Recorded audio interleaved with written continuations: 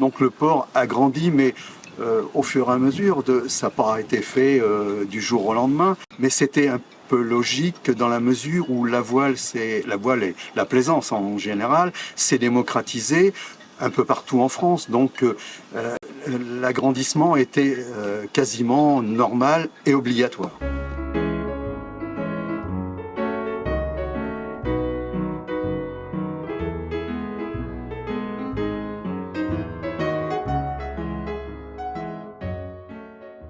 À l'époque, le port était uniquement le bassin Lazaret, qui est ici, et il y avait 8 à 9 pontons qui faisaient la moitié en longueur, et j'étais sur le ponton 8.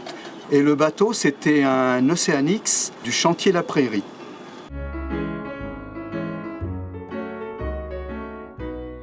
Alors les infrastructures, c'est la construction du forum de Pertuis qui s'appelait pas le forum de Pertuis à l'époque. Il y avait, je crois, une boîte de nuit, un restaurant, et dessous, il y avait les sanitaires, bien sûr, et 2 ship chandlers. C'était le tout début du Grand Pavois, ça faisait la première ou deuxième année. Il était organisé dans ce bassin, les 2 premiers pontons. En plus, c'était uniquement la voile. Il n'y avait pas de moteur. Et là, on rencontrait alors des gens de la plaisance, mais des champions. J'ai rencontré, enfin sans rentrer en contact avec lui, mais j'ai vu Tabarly plusieurs fois.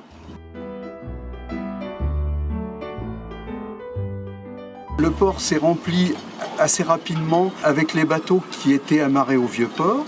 Les pontons ont doublé en longueur. La capitainerie actuelle a été construite. Et la dernière phase, c'est la phase de l'agrandissement du port tel qu'on la connaît aujourd'hui. Les travaux se faisaient, mais d'une façon très normale. Ça ne gênait pas au niveau de la plaisance, au niveau de sortie du bassin ou de rentrée. On ne se rendait même pas compte. Alors c'est vrai qu'à l'époque, j'étais pas présent au port parce que j'avais mon activité professionnelle, mais l'agrandissement s'est très bien passé, même le dernier agrandissement du port, hein, aucun problème.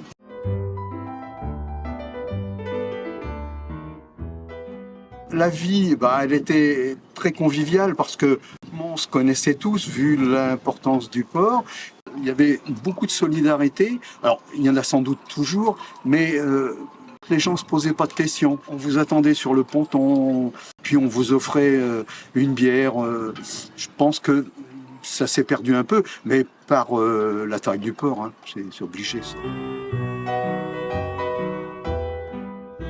Le plan d'eau était animé, mais par rapport à la quantité de bateaux, bien sûr beaucoup moins qu'actuellement en période estivale, genre 14 juillet ou 15 août, mais c'était quand même animé. Il y a toujours eu des régates organisées par la Société des régates rochelaises. Il y avait une animation.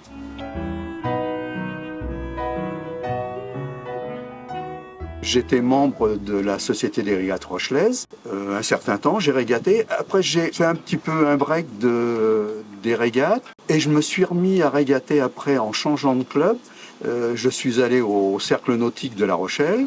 J'ai fait pas mal de régates. Alors, quelques-unes avec mon bateau, mais beaucoup, comme je vous disais, avec les bateaux des amis. Et à la retraite, on m'a bien sûr sollicité pour rentrer au conseil d'administration. Je suis rentré au conseil d'administration et j'ai été le trésorier du club pendant 9 ans.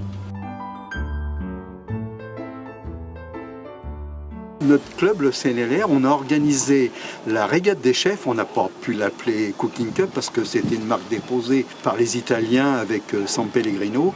Et on avait comme chef Christopher Coutenceau.